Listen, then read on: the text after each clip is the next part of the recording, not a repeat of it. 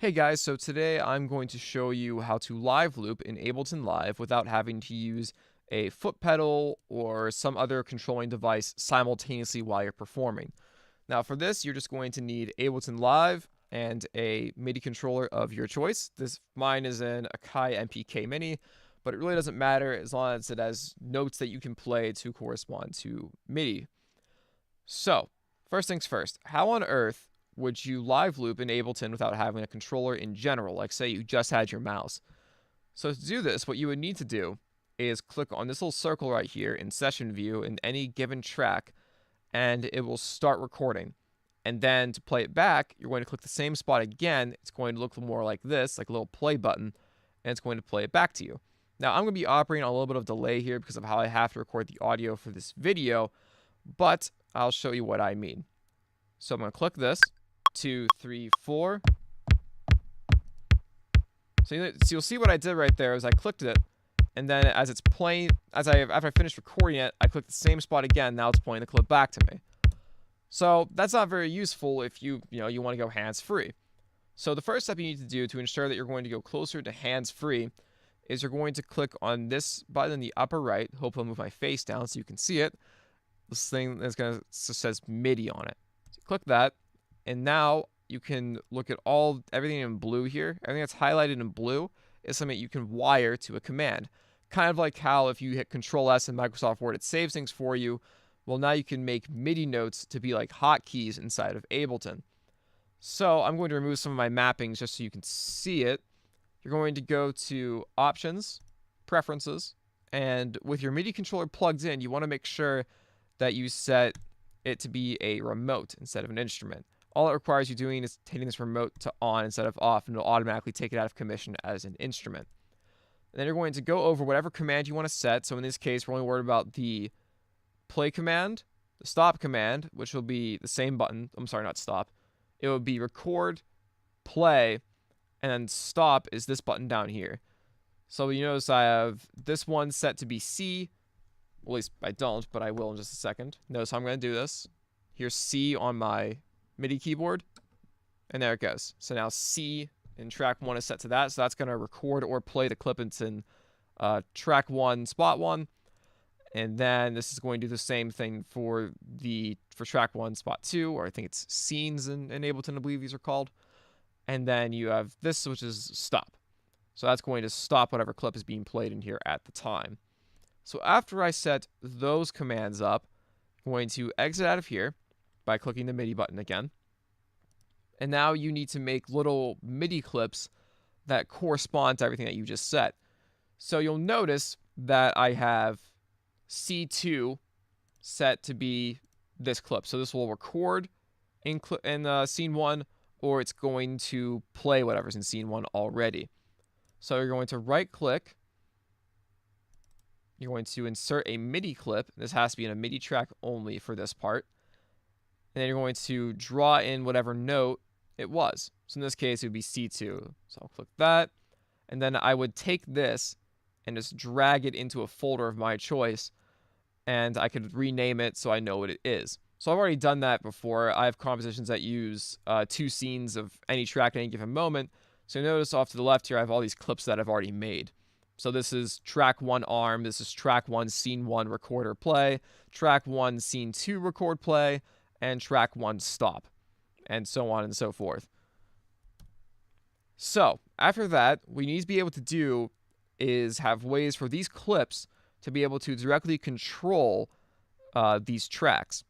So what this means is that for every track that you have, you need one corresponding MIDI track for it, and this has to be a MIDI track now.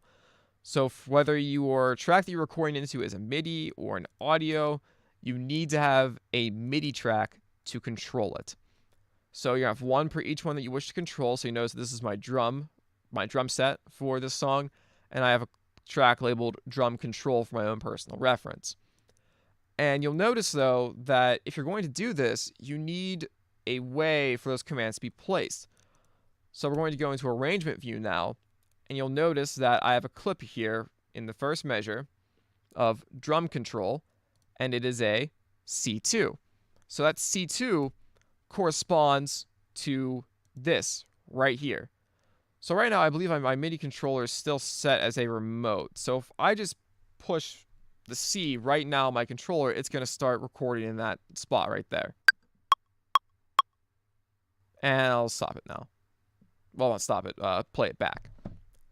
So now you're thinking to yourself, well, okay, so you can do it with the controller, but how do you make it automatic? And that's what this process is. So this MIDI track is going to be the controller for this drum track. But the issue is that to make that work, you need to be able to have another way to funnel your MIDI commands through, because you already have a MIDI port being consumed by your MIDI controller. And if you want to be able to use your MIDI controller while you're performing, you need to shove those commands through another port. So what this involves you doing is having to download a piece of software that can create a MIDI port for you within your system.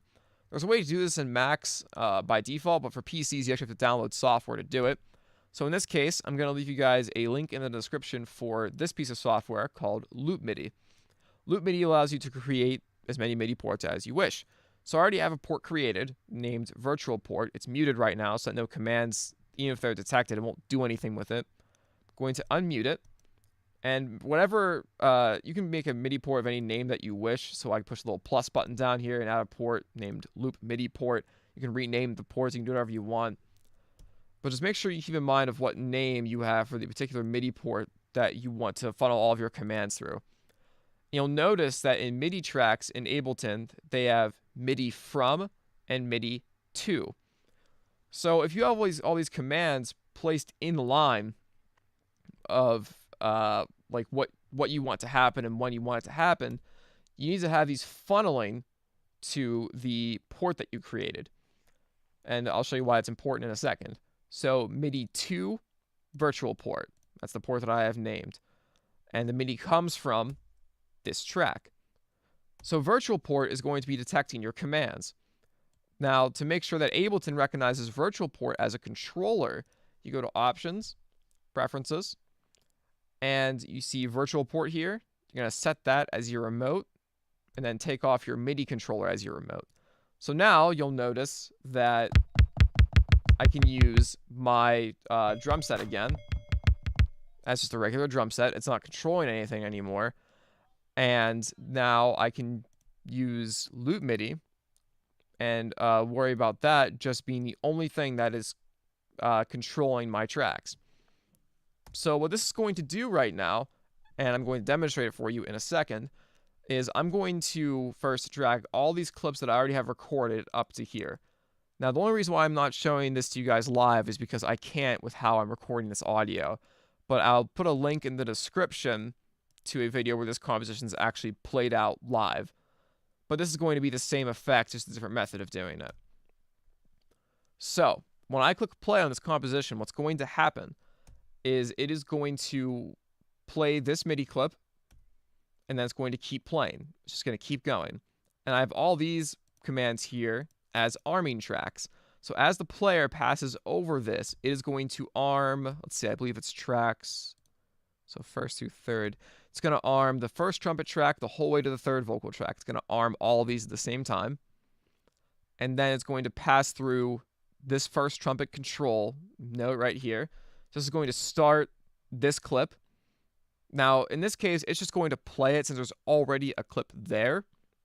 But if there wasn't already a clip there, it was just going to start recording audio input. And then as it gets to this is when things get interesting. It's going to simultaneously play whatever was recorded into here, and then it's going to start recording a MIDI clip into this track. And then when you get to here, same thing's going to happen. It's going to play whatever was already recorded here, and it's going to record into this track. And then when you get to this command, it's just going to play whatever is in here, and then all three of these will be playing together at the same time. And instead of waiting for your looping cycles to come around, I can do all those things simultaneously. And it's going to do the same thing for the vocal lines, and after that, it's just going to start playing. And I won't play through the whole composition. If you really want to see the whole thing as a performance, I will link it in the description below. So, without further ado, let's watch this thing go to work. So let's see, MIDI port set up correctly, preferences, that's good to go. All right, So let's see what this thing can do. Turn the master down so you can actually hear me. All right, so you notice that's playing the bass drum track now on its own. Sorry if it's a little bit hard to hear. So now it's going to get to right here. So it's playing a clip that's already there because there's already a clip there. Otherwise, it would be recording it. Simultaneously does that. Now they're both playing, and this would be right now this recording itself. Third. So right now this would be me actually recording the third trumpet part, and then it would be finished. Perfect. So all three of those tracks are playing at once. Now we're going to see the vocal tracks go on their own. And just to show you guys, I'm not touching anything. Put my hands up here, why not? Put them by my head. Just going on its own. I don't have to do anything. So right now I'd be focused on performing instead of looking at my software.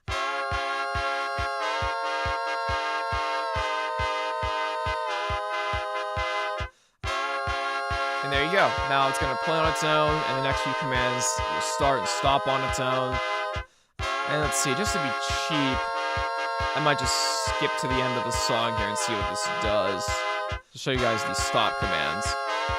So if I have to play through, skip to here. Look at that. Stopped the 3 trumpet tracks and the drums, which was supposed to.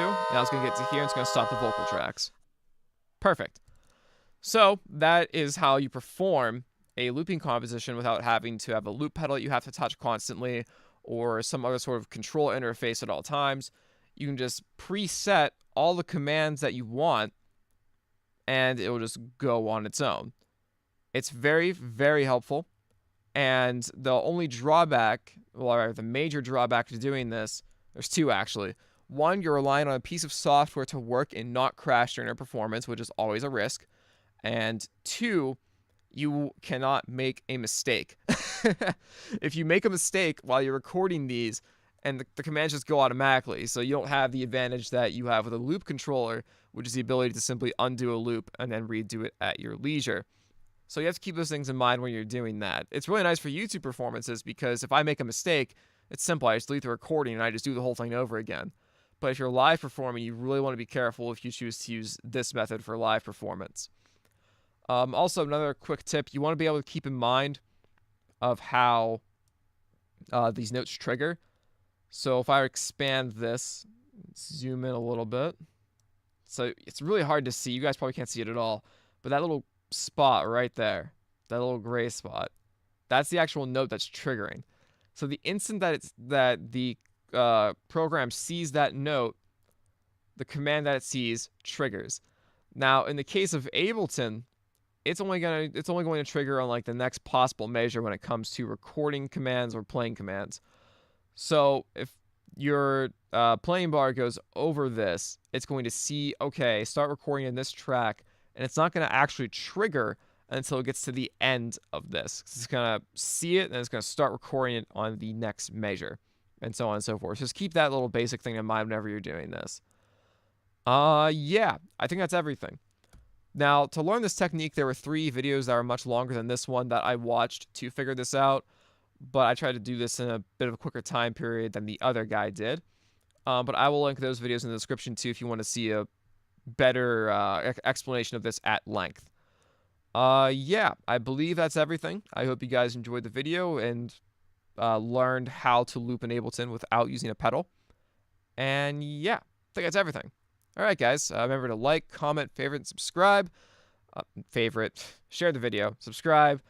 And if you have a question to ask me, I'm sure in one of my videos for the 5,000 subscriber special, I will answer some questions. So, yeah, feel free to leave them, and have yourselves a nice day.